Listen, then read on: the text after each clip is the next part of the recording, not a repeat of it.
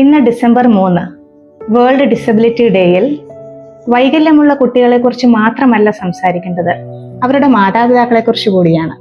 നിങ്ങൾ കുട്ടികൾ വാരിക്കൂട്ടിയ സമ്മാനങ്ങളെക്കുറിച്ചും കീഴടക്കിയ വേദികളെക്കുറിച്ചും സംസാരിക്കുമ്പോൾ ശബ്ദങ്ങളെക്കുറിച്ചും സ്വരങ്ങളെക്കുറിച്ചും സെൻസറി ഇൻ്റഗ്രേഷൻ ടെക്നിക്കുകളെക്കുറിച്ചും ഇവർ പഠനം നടത്തുകയായിരിക്കും.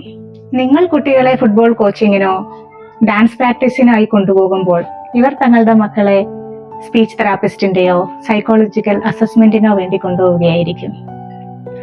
നിങ്ങൾ KFCയിലോ ഐസ്ക്രീം പാർലറിലോ ടോക്കൺ എടുത്ത് വെയിറ്റ് ചെയ്യുമ്പോൾ കൺസൾട്ടന്റിന്റെ അടുക്കൽ നിന്ന് അസസ്മെന്റ് റിപ്പോർട്ടിനായി വെയിറ്റ് ചെയ്യുകയായിരിക്കും ഈ പേരൻസ്. ഇവർക്ക് വേണ്ടത് സഹതാപമല്ല, മറിച്ച് നമ്മുടെ സപ്പോർട്ടാണ്.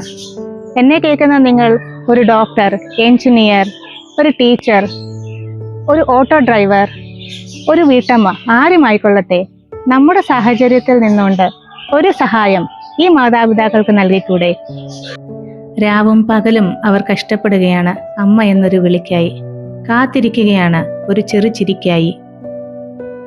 പള്ളികളിലും മറ്റു പൊതുസ്ഥലത്തും ഈ മക്കൾ ശബ്ദമുണ്ടാക്കി ഓടിക്കളിക്കുമ്പോൾ വളർത്തുദോഷമല്ല എന്ന് മനസ്സിലാക്കിയാൽ, പരിമിതി മൂലം ബസ്സിൽ കയറാൻ ഒരല്പസമയം കൂടുതൽ എടുക്കുമ്പോൾ ഒരു കൈ സഹായം നൽകിയാൽ, ഹോസ്പിറ്റലിലും ഷോപ്പിംഗ് മോളിലും ഒരല്പം കരുതൽ നൽകിയാൽ, പരീക്ഷകളിൽ മാർക്ക് കുറയുമ്പോൾ കുറ്റപ്പെടുത്താതെ ഒന്ന് ചേർത്ത് നിർത്തിയാൽ, ഓട്ടോ യാത്രയിൽ മീറ്റർ ചാർജ് മാത്രം വാങ്ങിയാൽ, വഞ്ചിക്കപ്പെടാൻ സാധ്യതയുള്ള അവസരങ്ങളിൽ ഒരു സഹായം നൽകിയാൽ, അതെല്ലാം ഈ പേരൻസിന് ഒരു സപ്പോർട്ടാണ്.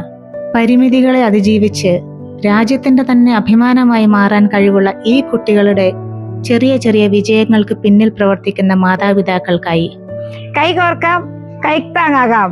MRTക്കൊപ്പം